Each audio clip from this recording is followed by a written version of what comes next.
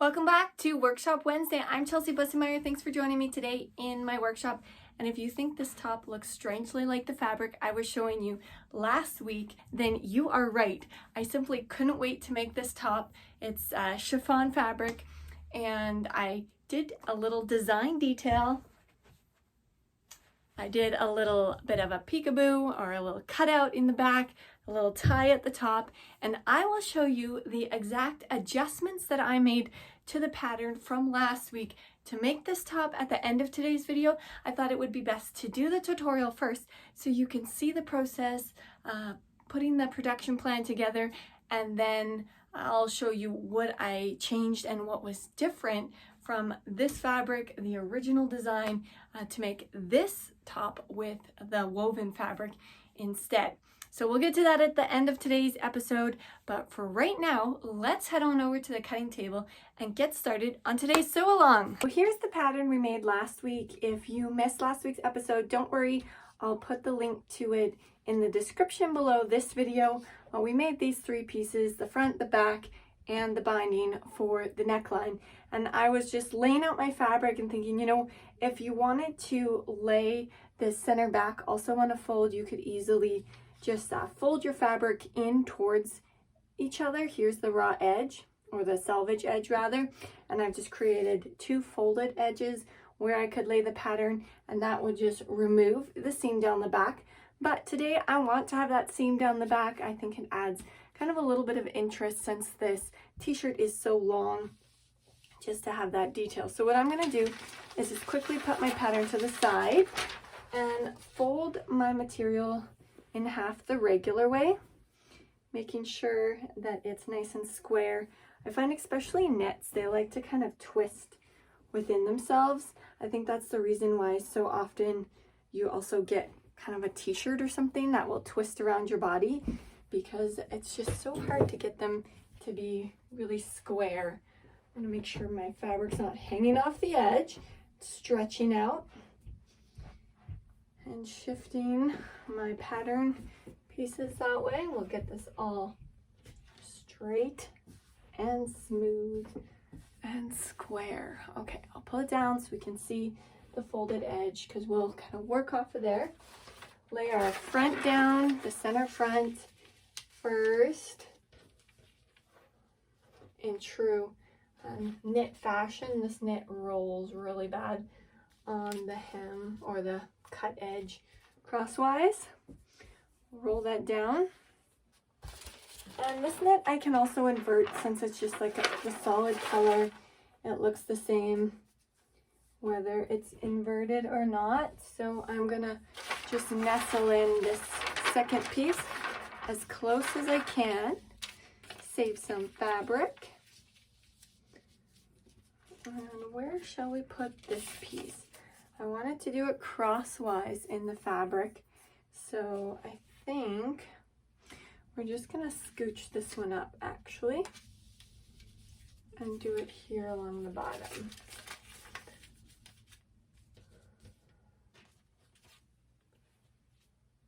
This is gonna be fun since it's gonna wanna roll on me, but that's okay. So we'll leave that one there, scooch this one a touch down, make sure this one's on the fold, get my weights in place so nothing moves around, and we'll get this puppy cut out.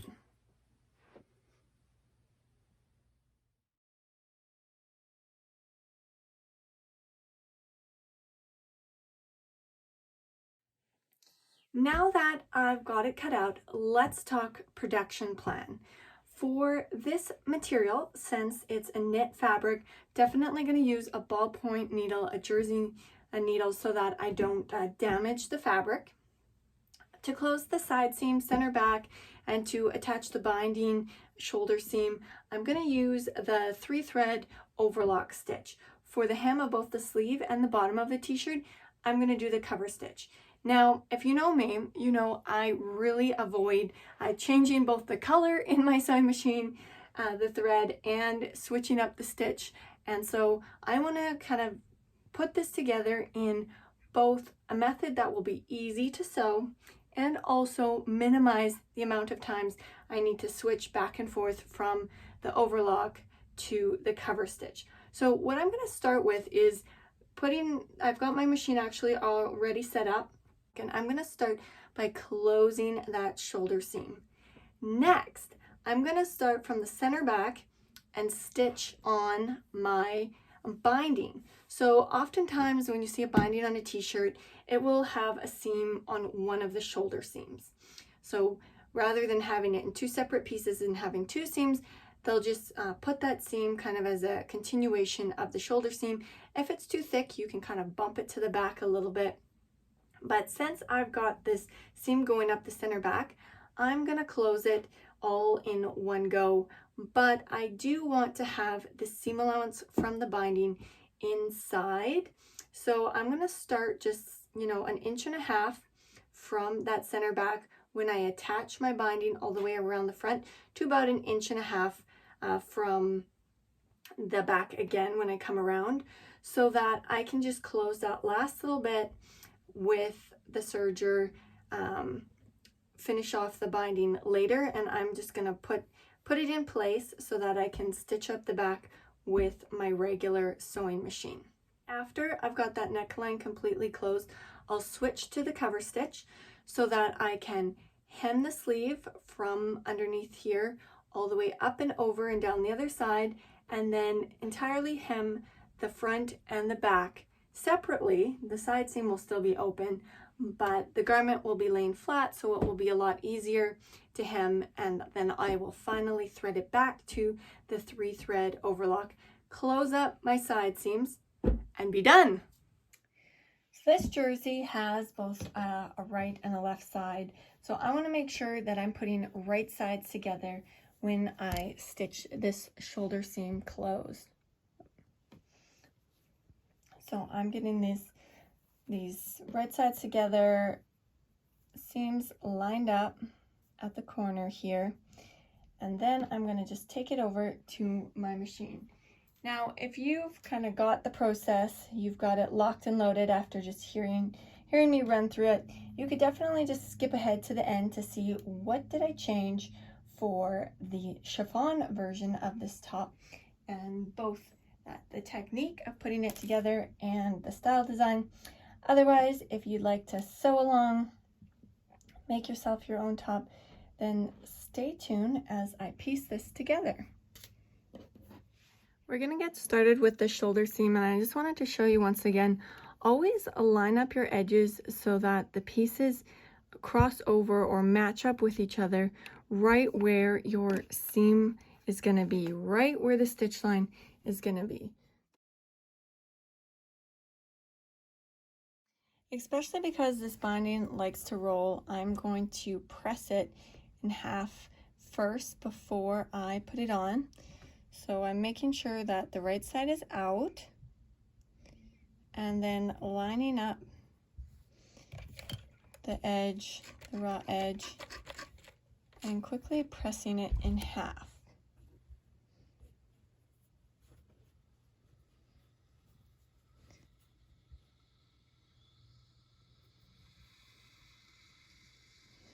Wow, it is really roly-poly here. But that's the fun of knit, right?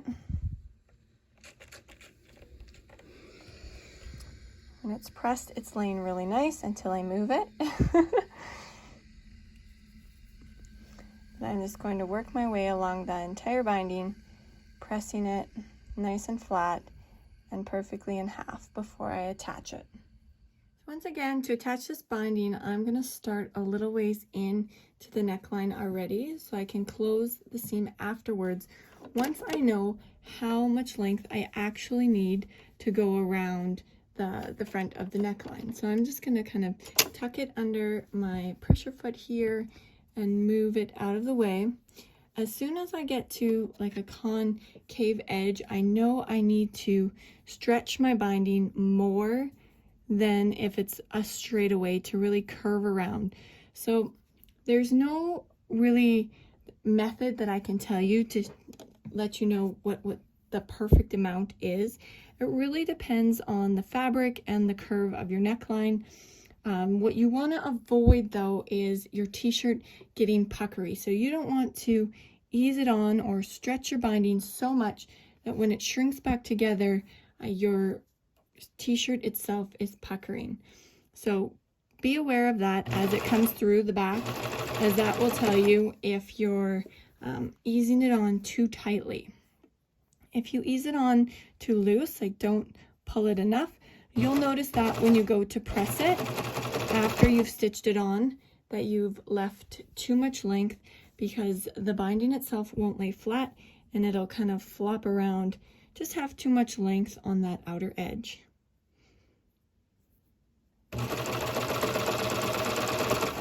I'm folding the shoulder seam forward, so the seam allowance from the shoulder seam underneath. I like the way that looks always, to kind of fold it forwards or towards the middle, unless there's a reason where we're dividing bulk or something like that, then that's typically how I choose to lay my seams.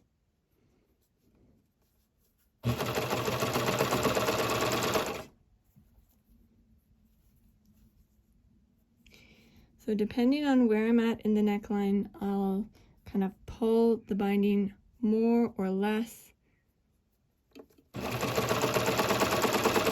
This is something you just have to practice and you'll gain a feel for it. Once again, I'm stopping before I get to the edge and just chaining off. So I have a little bit of the binding left open. So now I'm gonna just flip this around and press it and see how my, oh, thread wasn't attached. See how my easing went. Now that we've got our binding on around the front and everything's pressed in place, let's look at how we're going to put this back seam and binding together. So I'm actually going to start by closing up this center back seam with my 3-thread overlock, and then we'll get the binding kind of measured in the exact length that we need. So we have a little bit of extra binding length here. So I'm just going to zip down the center back to close it. Now that my center back seam is closed, I can see exactly what length of binding I need to finish off this edge. If I smooth over this first side where I started, it's really just the seam allowance that needs to be removed. And on the other side, I can measure exactly what else I need to kind of take off of that extra length. So I'm going to just trim that, leaving enough to close the seam allowance. And I'm going to close the seam allowance here with my regular sewing machine. Now the reason I'm doing this is because then I can spread the seam allowance to kind of divide the bulk and make this binding really nice and flat over the transition of the seam. You probably would be fine with just using the 3-thread overlock for this, just because it is a pretty thin jersey, but I'm just going to go ahead and close it off here. You might notice I have my really narrow foot on. This is for sewing zippers, that kind of thing. I was actually rolled hemming this pink top last, and I need the narrow foot for a rolled hem as well. I haven't switched back to my regular foot yet.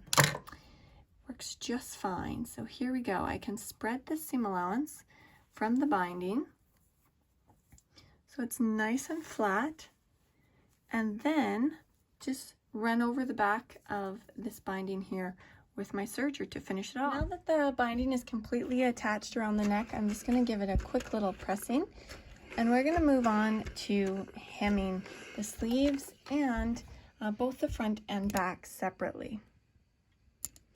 Now before we stitch this hem though, since we're already over at the ironing board, I'm going to just press the edge. I usually do this unless I'm doing a rolled hem. I really like to have that hem actually pressed in place so it's a nice sharp edge when I'm stitching it. And this little corner just keeps rolling up. Stay put while I press you. So I'm just going to press this in place.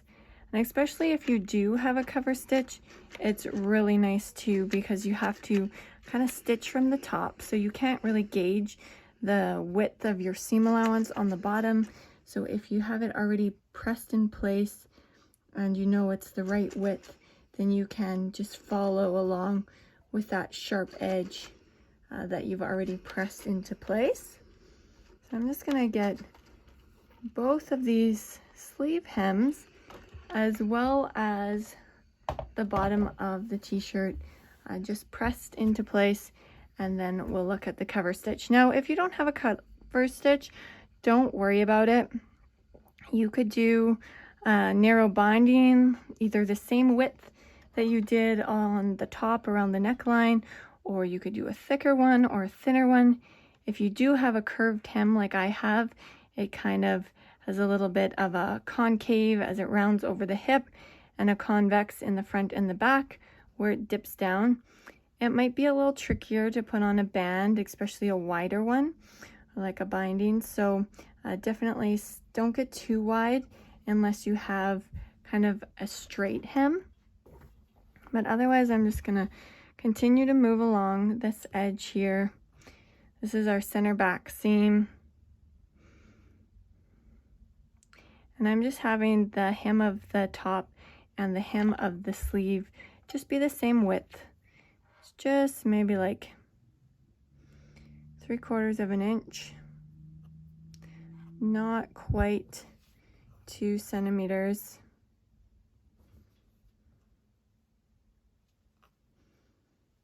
Moving along. So yeah, you can stitch it with a twin needle. You could stitch it with just twice with a regular sewing machine if you wanted that look of a cover stitch, didn't have a twin needle. Those stitches just wouldn't be stretchy, so it might possibly break. If I was going to use just my regular sewing machine, I'd probably run around the edge here with my regular 3-thread overlock if I did have a serger, just not a cover stitch. That would make it look more like a cover stitch as well if you looked on the inside, if the raw edge was stitched with the 3-thread, and it would also help it not roll as much. Yeah, I really don't like doing zigzag stitch on knits. I'd prefer to have to, you know, fix it if it did break, if I stretched it too much when I was putting my top on, then have kind of a zigzag or one of those knit stitches that goes forward and back. But it's totally up to you what you want to use to hem your garments with. I just like knits to look really professional. Well, I like anything to look professional, let's face it. So I've got my edges pressed for my hem and my machine set up for a cover stitch. It was actually kind of fun to thread it for a cover stitch because I haven't done a cover stitch in so long. So I'm just gonna get things set up under the pressure foot and let's see how this goes.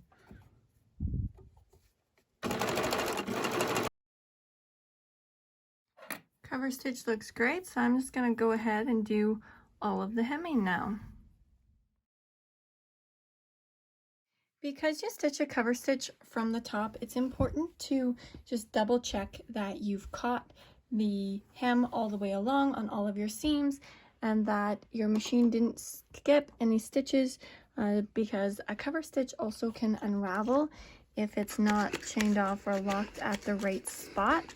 So I'm just gonna press my hems here one more time before we close up the side seam, and also check to make sure that my cover seam is good all the way along and I don't have any missing stitches. Now that all of the hems are done, I took the opportunity to also press the whole top in the flat state before we close up the side seam and turn it into a t-shirt. So I'm gonna just rethread my machine to a 3-thread overlock and then we'll be finished. Side seams are closed now. What do you think? I love how this t-shirt is a little long So it's great to wear with leggings, but it's not too long because it has like this little cutout on the side. So far, I'm really loving this neckline. Just that tiny little bit smaller with the band and these cute kind of cut on sleeves. So we've completed this first tutorial. Let's take a look at what I adjusted on this piece here. So here we are. My pattern, or my pieces rather, have shifted a little bit as I had to move them over to situate them under the camera since I cut them out. But here we are with the polka dot top, so you can see the adjustments that I made. I put the pattern piece back on top. I've added a little bit here at the hip that kind of fades out up through the waist and into the bodice. Now I faded it out because I did this little back detail. So this is the back piece. You can see the B part way up. So this is right at the low, my low back kind of thing. I put a notch and then added in this black line. I was thinking originally to go up higher, but then I wanted to blend it out into this tie piece sooner. So this portion I'm going to leave open because this top I'm going to wear with a tank top underneath anyway. So I thought having a little back cut out and then a little tie that will like hang down in the back would be really cute. So this opening actually provides a little bit more ease, right? Because if I need more space when I'm reaching or moving, then the opening will just come open a little bit farther. And I can also kind of adjust the top by where I tie it. I can cinch it up. I can cinch up the neckline and how tight it is by tying the knot tighter. I can let it off and give myself some more room by tying it a little bit farther out. So this tie is giving me some flexibility. And this is just kind of the markings that I put on, that extra knot. So what I'm going to do when I'm finishing this top is I'm actually going to fold over the hem of the sleeve kind of twice in a narrow hem, a little bit of a wider narrow hem. So I'm going to do it by hand, not with a rolled hemmer or something like that. So I actually don't need all of this point because since I'm folding it over twice and want to end up at this same fold line, I would be able to kind of chop off this point because it will end a little higher up on the side seam, but I can do that when I close the side seam. I'm still going to close the side seam and the center back with my serger. The hem I'm probably going to roll hem, and this opening I'm going to roll hem all the way up around here and around the neckline. So that's all going to be in one kind of rolled hem. So that's how I'm going to finish this. So I'm excited to see how it looks, but you will have already seen how it looks. There you go. That wraps up this week's episode of Workshop Wednesday and this tutorial, how I did both of these pieces. And I'm really excited to have both of them in my wardrobe and to have finally made something for myself again. It's been a while. Be sure to check out the tutorial from last week if you missed it.